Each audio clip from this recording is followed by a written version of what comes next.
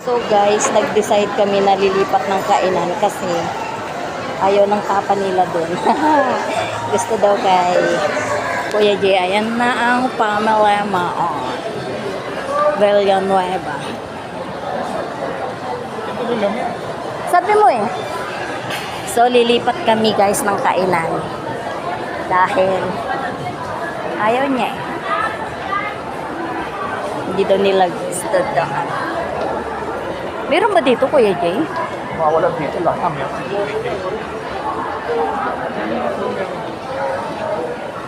Bunso.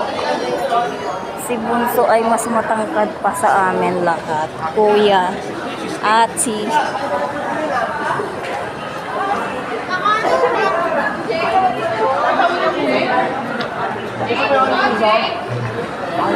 Siyempre, kunan mo ako po.